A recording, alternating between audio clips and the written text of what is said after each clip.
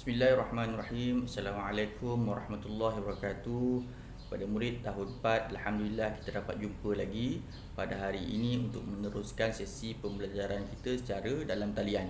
Dan saya doakan semoga semua murid dalam keadaan sihat-sihat belaka. Okey, baik, untuk hari ini kita akan masuk tajuk baru dalam bidang sirah, iaitu janji setia penduduk Yathrib. Untuk hari ini kita akan cuba faham dua perkara. Yang pertama, latar belakang penduduk Yathrib. Yang kedua, perjanjian Aqabah, yang mana perjanjian ini merujuk kepada perjanjian yang dipersetujui di antara Nabi Muhammad SAW dengan beberapa orang Yathrib yang telah memeluk Islam. Okey, kita tengok dulu latar belakang masyarakat Yathrib. Apa itu Yathrib? Yathrib dikenali sebagai Madinah. Kalau sekarang kita panggil Madinah lah. Yang orang pergi umrah, pergi haji tu, dia akan pergi sekali Madinah. Kita panggil Madinah sekarang ni. Tapi dulu dikenali sebagai Yathrib. Orang dulu panggil Yathrib. Okay. Yang kedua, Yathrib subur dengan pelbagai tanaman dan buah-buahan. Oleh kerana tanah dia subur dengan pelbagai tanaman dan buah-buahan, sudah tentulah pekerjaan utama penduduk dia bertani, bercucuk tanam, dan juga berdagang. Berdagang ni apa? Berniaga. Dia niagakan semula tanam-tanaman dan juga hasil buah-buahan tu tadi. Sama ada diniagakan dalam ataupun keluar. Okey. Baik. Yang keempat, kebanyakan mereka menyembah berhala. Ketika ini Nabi Muhammad SAW belum lagi berhijrah ke Madinah.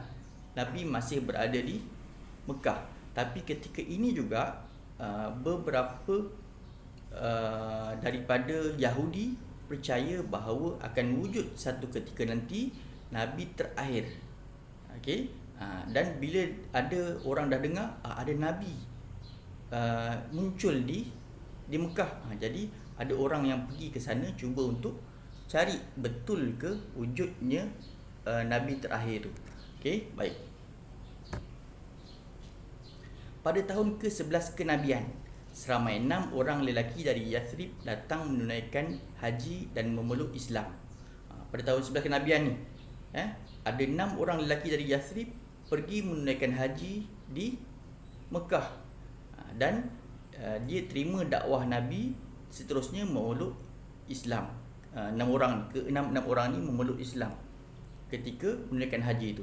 Okay, mereka berjanji akan menyebarkan agama Islam dan kembali bertemu Nabi Muhammad SAW pada musim haji tahun berikutnya. Jadi oleh kerana dia dah memeluk Islam, dia berjanji dekat Nabi dia akan sebarkan agama Islam ketika balik ke Madinah, ke Yathrib tu. Okay? Dan juga dia berjanji yang kedua, dia janji juga dia akan datang semula ke Mekah untuk berjumpa dengan Nabi pada musim haji tahun berikutnya. Musim haji tahun depannya, janji dia akan jumpa dengan Nabi. Jadi pada tahun ke-12 kenabian, tadi kita kata ada 6 orang kan.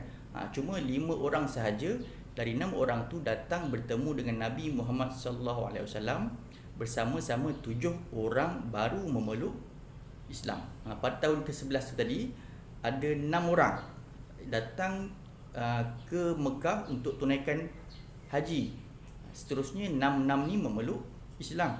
Dan pada tahun ke-12, 5 orang daripada 6 ni, 5 orang datang semula bertemu dengan Nabi, dan bersama-sama dengan 5 orang ini ada 7 orang yang baru memeluk Islam.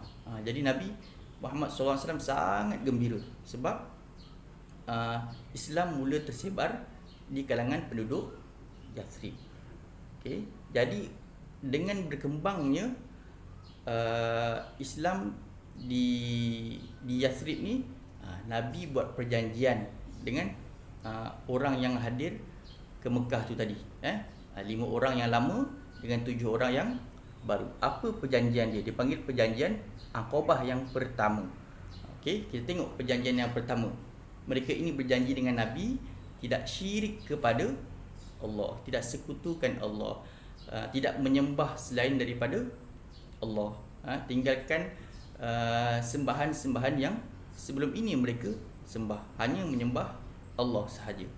Yang kedua, mereka berjanji untuk tidak mencuri. Yang ini antara perkara-perkara yang mereka sering lakukan ketika zaman jahiliyah, ketika Islam itu tidak diperkenalkan kepada mereka lagi. Tidak mencuri, kena janji dengan Nabi tidak mencuri. Yang ketiga, tidak berzina. Ini pun berleluasa ketika zaman sebelum Islam datang. Yang keempat, tidak membunuh anak perempuan. Ini pun kita dah tahulah, yang mana ada di kalangan mereka akan membunuh anak perempuan sebab mereka rasa anak perempuan tu akan membawa mencalarkan maruah mereka nanti. Okey. Jadi dia berjanji kat Nabi tidak membunuh anak perempuan. Yang kelima, tidak melakukan fitnah. Berleluasa fitnah ni. Orang tu fitnah orang ni fitnah balik orang tu, berleluasa. Ini banyak perkara-perkara yang mereka lakukan ketika zaman sebelum Islam datang. Dan yang terakhir, mereka berjanji dengan Nabi setia kepada Nabi Muhammad sallallahu alaihi wasallam, setia kepada Rasulullah sallallahu alaihi wasallam. Okey. Jadi itulah antara 6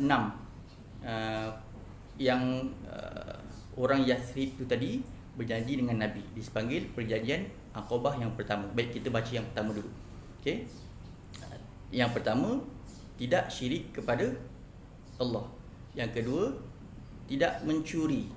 Yang ketiga, tidak berzina. Yang keempat, tidak membunuh anak perempuan.